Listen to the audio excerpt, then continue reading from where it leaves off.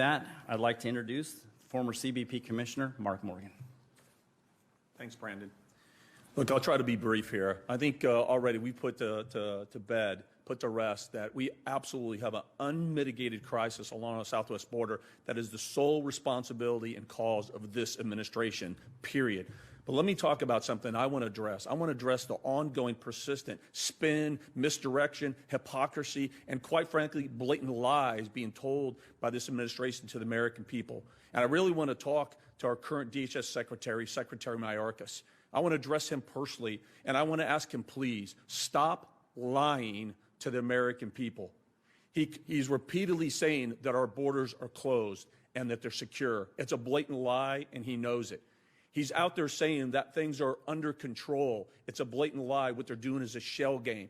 He's putting forth the false narrative that during the transition that he did not receive, that the Biden administration didn't receive an adequate transition, that they weren't prepared and they weren't informed. It's a blatant lie. And let me run down each one of those. With respect to our borders being open and secure, look, right now, if you go to their own website, CBP's website, it tells you that almost 40% of the individuals illegally entering our borders are being released right now. Yet this secretary said just a couple of days ago that they're returning families under the CDC Title 42.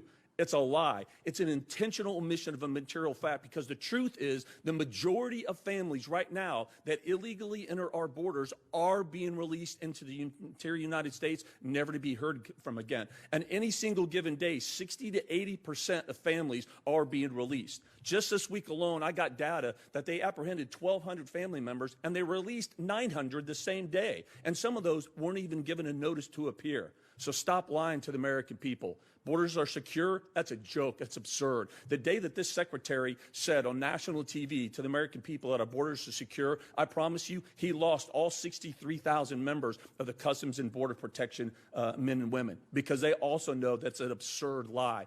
Right now, we've seen it. Look, you don't have to be a rocket scientist. We've been here before. In 2019, we know that the cartels exploit the broken system that we have. And they know that they used families and children as a commodity and a distraction technique, knowing that extensive Border Patrol resources would have to be pulled off the line to give that compassionate, immediate humanitarian assistance they needed, leaving large areas of the border wide open and unsecure. And what happens then? Criminal aliens and drugs pour through, entering every major metropolitan city in our country. That's why we said for a long time, every town, city, and state is a border town, city, and state. He needs to start being honest to the American people. Let me give you an example. Right now, we're estimating 1,000 gotaways a day, 1,000 away.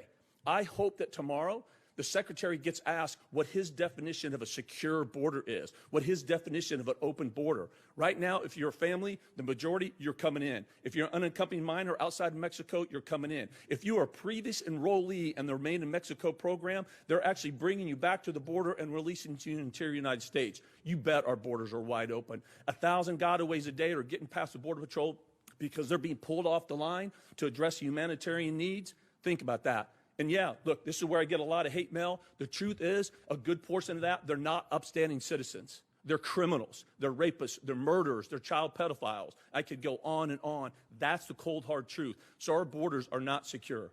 And let me address the last thing, that they were not providing an adequate transition. Again, this is a blatant lie, and I hope the secretary gets called out on it tomorrow during his testimony. DHS alone, the transition, I've worked for 6 presidents, been doing this for 35 years. There's a very formal process. DHS alone provided this administration over 200 briefings, and the majority of those briefings were on border security and the illegal immigration crisis that we went through in 2019. We explicitly went down the network of tools, authorities, and policies that we developed under the Trump administration that worked. We specifically talked about the Remain in Mexico program. We specifically talked about the asylum cooperative agreements that we had with the Northern Triangle countries. We specifically talked about the wall system and how effective it was. And we also specifically told the transition team, if you get rid of these tools like they've done, you will see an unmitigated crisis that pales in comparison to 2019.